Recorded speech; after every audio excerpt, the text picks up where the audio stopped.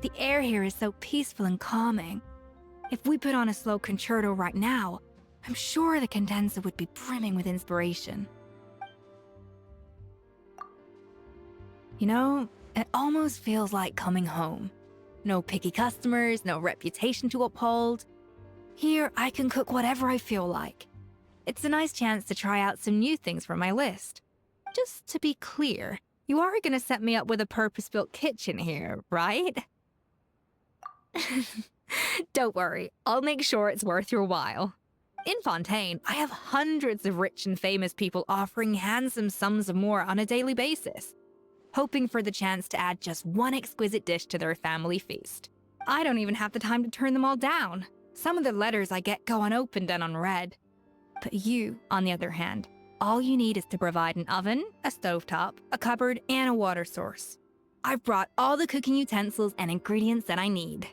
No one else in all of Fontaine, or even all of Tevat, could hope for the special treatment I'm offering you.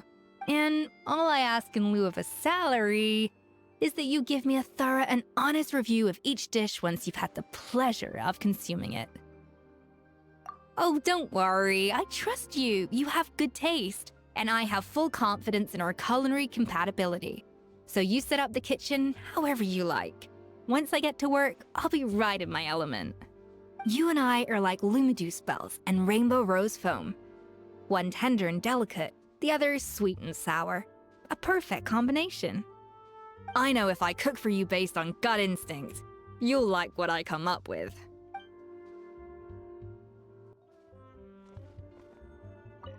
The air here is so peaceful and calming. If we put on a slow concerto right now... Oh, do I? You walk right into this one. I've got a lot of questions for you. Relax, I'm just curious about you, that's all. You're the most widely traveled out of all the people I know. The things you've seen, the battles you fought. I don't know anyone else whose experience comes close to yours. So my question is, out of all the food, or maybe food-adjacent things you've encountered on your travels, is there anything out there that's made you curious about how it might taste? Oh, not that I'm trying to encourage you to just start licking everything you see, of course. It's just, I want to challenge myself. See if I can replicate some really obscure or outlandish flavors using substitute ingredients. Basically, if there's any flavors in the world strange enough to pique your curiosity, then trying to imitate them has gotta be one of the most technically demanding challenges in all of precision gastronomy. Aha! There it is! The taste of elemental life forms. A question that has intrigued the culinary world for centuries. A lot of people draw associations with fruits and other plants of a similar color. For instance, it's commonly held that cryo slimes taste like mint, and electro slimes taste like wolf hooks. However, the samples of slime condensate that I've collected myself seem to refute this idea. The compounds that they contain are quite contrary to what you'd expect. Hydro slimes, for example, you'd think they taste like sea Ganoderma, but in fact they're completely tasteless.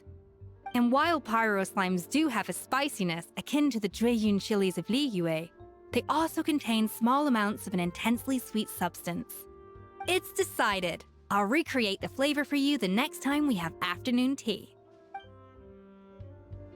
The air here is so peaceful and calming.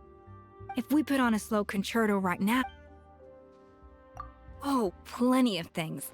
There's so much I want to try. It feels kind of greedy of me. I want to learn how to paint.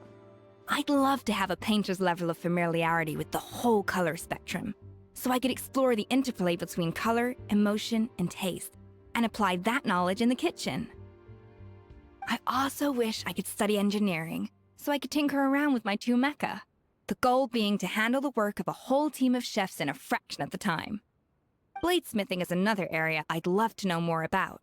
If I could custom build my very own set of kitchen knives, all 33 varieties, then I could really fine-tune my ingredient preparation. Finally, I wish I was a master composer. Then I could write a dedicated piece of music for each dish in my repertoire, and give my customers the ultimate multi-sensory experience when they savor my dishes. You could say I have an insatiable appetite for trying new things, but ultimately, it all boils down to one thing: improving my cooking. Everything I've mentioned is in service of that one goal. So, I guess, wherever my interests might take me, it'll always lead me right back to the kitchen where I started. Yeah, I know. Realistically speaking, if I wanted to get seriously proficient in any of the things I've mentioned, it'll take decades of hard work and dedication. It's the same with cooking. There's much more to being a good chef than being able to follow a recipe. Like any discipline, it gets tough pretty quickly once you get into it. Not for the faint-hearted, that's for sure.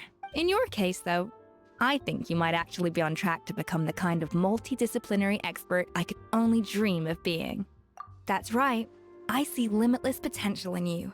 Potential that isn't tied down by a fixed mindset. Plus, you have the willpower, the good judgment, and the ability to follow through. If anyone in this world could hope to master all the skills I mentioned simultaneously, it's you. You bet. And once you've mastered everything, come back to me. It'll be your turn to don the head chef's cap and teach me everything you know. I'm predicting that we'll spend days on end at the stove, churning out one show-stopping dish after another, until we've prepped, cooked, and plated half of Tibet. I can't wait!